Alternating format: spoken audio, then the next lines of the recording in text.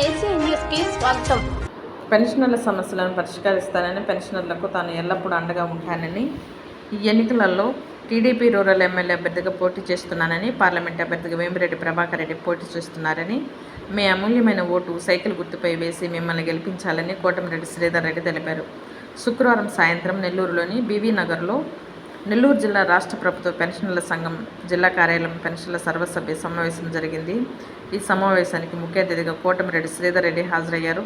ఈ రాష్ట్ర ప్రభుత్వం పెన్షనర్ల సంఘం నాయకులు సమస్యలను దృష్టికి తీసుకొచ్చారు. పెన్షనర్లు ప్రతి నెల 1వ తేదీన పెన్షన్లు వచ్చే విధంగా సహకరించాలని, డిఏ అలవెన్స్లో ఎన్నో సమస్యలు పెండింగ్లో ఉన్నాయని వాటిని పరిష్కరించాలని, పెన్షనర్లకు హెల్త్ కార్డులు వంటి సమస్యలు పరిష్కరించాలని తెలుపుగా, తాను గెలుపొందిన వెంటనే పెన్షనర్ల సమస్యలను తప్పకుండా ప్రశ్నిస్తానని, తాను ఎల్లప్పుడూ పెన్షనర్లకు అండగా ఉంటానని తెలిపారు. ఎన్నికల్లో పెన్షనర్లందరూ తెలుగుదేశం పార్టీ సైకిల్ గుర్తుకు ఓటు వేసి మమ్మల్ని గెలిపించాలని తెలిపారు. ఈ కార్యక్రమంలో పెన్షనర్ల సంఘం ప్రెసిడెంట్ ఎస్ఎం గౌస్, ప్రధాన కార్యదర్శి Murthy, treasurer Hazrat Ayyam, vice president విశ్రాంత్, social welfare officer SK Kasim తదితరులు పాల్గొన్నారు. రెండోసారి మీరు అందరూ దయతలిచారు, దేవుడు దయతలిచారు, అధికార పార్టీ ఎమ్మెల్యే అయ్యాను. అధికార పార్టీ ఎమ్మెల్యే అయిన తర్వాత 18 రోజుల దాకా బాగుండేది, కానీ 18 రోజుల తర్వాత నాకు సమస్య అర్థమైంది.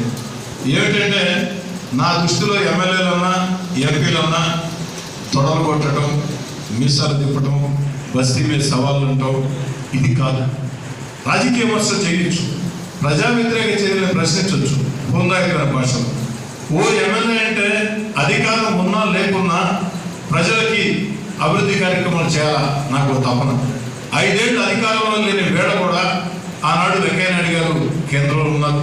విద్యార్థిగా ఉన్నప్పటి నుంచి వారితో సంబంధాలు కాబట్టి, అదేవిధంగా కలెక్టర్ గారితో ఏ కలెక్టర్ వచ్చినా కూడా మన నోరు మంచిదైతే ఊరు మంచిదవుతుంది, సత్సంబంధాలు జరుపుకుంటూ కమిషనర్ గారితో కూడా ఆనాటి తెలుగుదేశం పార్టీలో ఉన్నటువంటి నాయకులతో కూడా, మంత్రి పొంగు నారాయణ గారైనా, నగర మేయర్ అబ్దుల్ రజీజ్ గారు, వారందరితో కూడా అభివృద్ధి కార్యక్రమం విషయంలో సమన్వయం చేసుకుని నా శక్తి బుద్ధి చేశాను.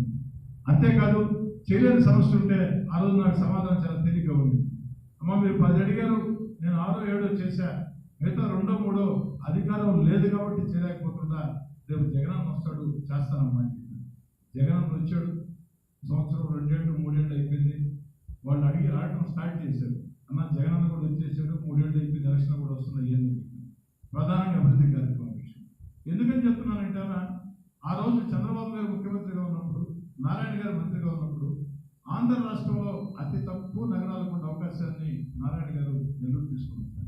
ఏంటంటే వెంకయ్యనాయుడు గారి సహకారంతో భూగర్భ డ్రైనేజీ ఏదైతే మంచినీటి పథకం, ముఖ్యంగా భూగర్భ డ్రైనేజీ పూర్తయితే దోమలు లేని నెల్లూరు నగరం సాకారం అవుతుంది. అదేవిధంగా మంచినీటి పథకం పూర్తయితే ఖచ్చితంగా నీళ్ల సమస్య మరో 200 సంవత్సరాలు కూడా నెల్లూరులో ఉండదు. కానీ బాధాకరం ఏంటంటే 99% పని పూర్తయింది.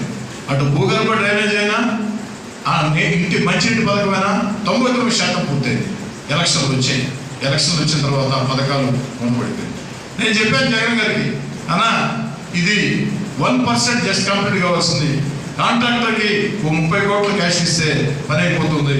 లేదు కాంట్రాక్టర్ నుంచి మీరు మాకు ఏమీ తెలియదు, మీరు ఖచ్చితంగా పని చేయాల్సిందే, చేయకుండా బ్లాక్ లిస్ట్లో పెడతాం అని గట్టిగా అధికారులు మాట్లాడిన పని అవుతుందంటే కేవలం తెలుగుదేశం టైంలో స్టార్ట్ అయింది. మనం ఎందుకు కంప్లీట్ చేయాలి? ఇకపోతే నా ముస్లిం గురుకుల పాఠశాల, ముస్లింలకి దళితులకి పేరుతో నకిలీ మద్యం వేసి 3000 మంది చనిపోయి లక్షల మంది హాస్పిటల్ పాలైనటువంటి మద్యం దోపిడీ కానీ 1, 2 కాదు, అన్ని విషయాలు కూడా మీకు తెలుసు, నేను చెప్పాల్సిన అవసరం లేదు.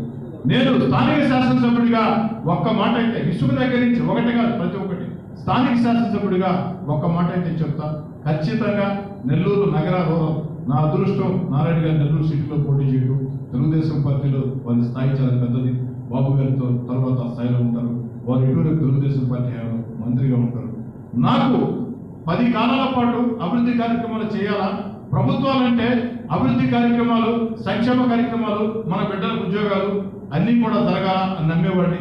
ఈరోజు నెల్లూరు నగరంలో నారాయణ గారి సహకారంతో నేను వెంటబడి, నాకు అది ఇష్టం, అభివృద్ధి కార్యక్రమాల విషయంలో నెల్లూరు నగరంలో అభివృద్ధి చేస్తానని మాట ఇస్తూ మరో మాట చెప్తున్నానన్న ఆమంచల పారిశ్రామిక వాడ ఆనాడు తెలుగుదేశంలో నారాయణ గారు ఆలోచన చేశారు.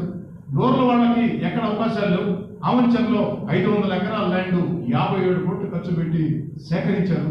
స్థల సేకరణ కూడా అయిపోయింది.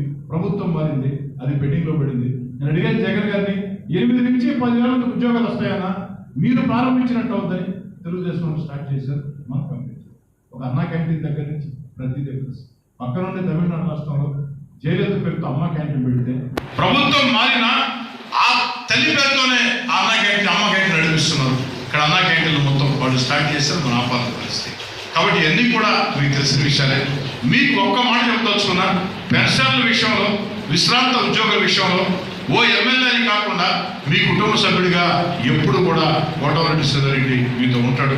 మీ పెన్షన్ల సమస్యల్ని ఆ వాడిని వినిపించేదానికి సిద్ధంగా ఉంటాను. నా చేతిలో ఉండే సమస్యల పరిష్కారం అయితే అది ఖచ్చితంగా చేసి పెడతాం. దానికి ఎలాంటి అనుమానం లేదు. ఈరోజు నేను కూడా ఎన్నికల వేళ ప్రజా తీర్పు కోసం వెయిట్ చేస్తున్నాను. మీరందరూ కూడా నేను కోరుకునేది, నా మాటల్లో స్వచ్ఛత లేకుంటే నా పోటీ వద్దు. నా మాటల్లో స్వచ్ఛత ఉంటే, నా మాటల్లో నిజాయితీ ఉంటే, మీ బంధువులు స్నేహితులు మీ మాట వినేవాళ్ళందరికీ ఒక మాట చెప్పి నాకు అండగా నిలవాలని, ఎప్పటికీ కోటమిరెడ్డి శ్రీధర్రెడ్డి విశ్రాంత ఉద్యోగులకి చెవురాసి ఉంటాడని. మామూలుగా సీనియర్ సిటిజన్స్ అంటే ఎంత వయసు అంటే జనరల్గా 60 సంవత్సరాల వయసు అంటారు. నేను కూడా ఇంకో 2 సంవత్సరాలకి 58 అన్న ఇచ్చి ఇంకో 2 సంవత్సరాలకి